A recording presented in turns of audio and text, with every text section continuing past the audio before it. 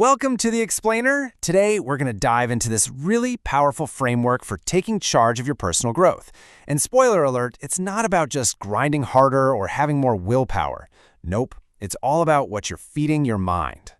So let's just start with a really basic question. Think about it. If you do absolutely nothing, like you just let things ride, does your life get better on its own, or does it kind of get worse?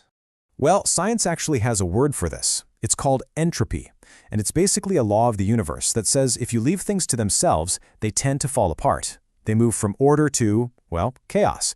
And this applies to everything, right? Your relationships, your health, your career. If you don't put energy in, they don't just stay the same. They actually drift downwards. So, this is the first big idea we have to wrap our heads around. We are in a constant fight against this natural downward pull. Getting better isn't the default setting for life. Decay is. And here's a great way to think about it. We'll call it the bonsai effect.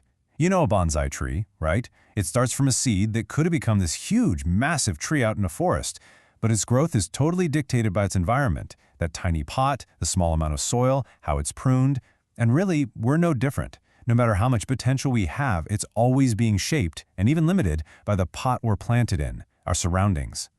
Okay, so if the environment is programming us, what's actually happening? Like, how does it work? Well, it all boils down to what we consume. And I'm not just talking about food and drink. I'm talking about what we consume with our minds.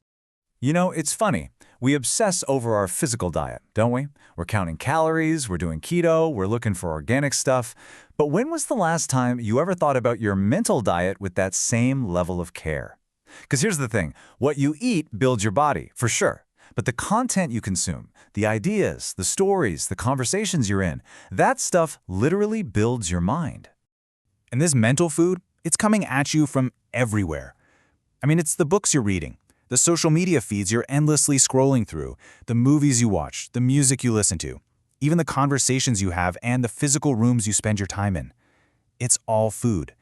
But how does that actually work? Right? I mean, how does some movie you watch on a Friday night really, truly become a part of who you are? How does an idea jump from a screen or a page and get wired into your brain? Well, the whole process it's actually fascinatingly similar to how our bodies digest food. It's like this form of mental digestion, and the craziest part is, it's happening almost entirely under the radar.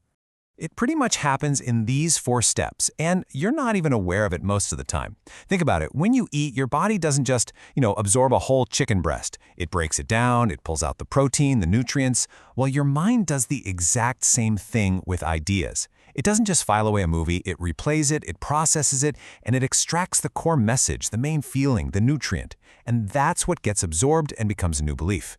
And this explains something we've all probably experienced. You ever notice how an idea that you once thought was just totally repulsive or weird, over time, after hearing it again and again, it starts to feel a little less repulsive, a little more normal?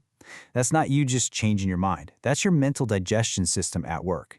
Constant exposure makes our subconscious normalize things, even if we consciously reject them at first. And this is the key takeaway, right here. Your subconscious mind, it's a processing machine. It is not a security guard. It doesn't care if an idea came from a Nobel Prize winner or from some random toxic corner of the internet. It doesn't judge the source. It just processes, extracts, and builds.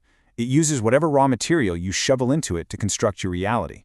So, if our minds are basically being programmed on autopilot by our environment, what's the solution? Well, the only solution is to grab the controls and become the programmer yourself. It's time to stop just passively consuming whatever floats by and start actively designing your own mental operating system. And you can totally do this. You can take control by designing what we'll call a superior system. First step, you've got to define your values. Plain and simple, who do you want to become? Then, you become a curator. You intentionally choose the content, the books, the relationships that line up with that vision. And finally, you build a support system, routines, habits, people that keeps you on track. And I mean, look at the difference here. It's night and day. The system on the left, that's life on default mode. It's just reacting to whatever comes along, getting pulled down by that entropy we talked about. But the system on the right, that's a life lived by design. It's deliberate, it's curated. Every single input, the stuff you watch, the people you talk to, the things you do, it's all chosen to serve your purpose. And this is so important to get. Toxic isn't some universal label. It's completely relative to your goals. A conversation that's full of negativity and you can't do that might be fine for someone else. But if you're trying to launch a business, that conversation is pure poison for you. This isn't about making moral judgments on content.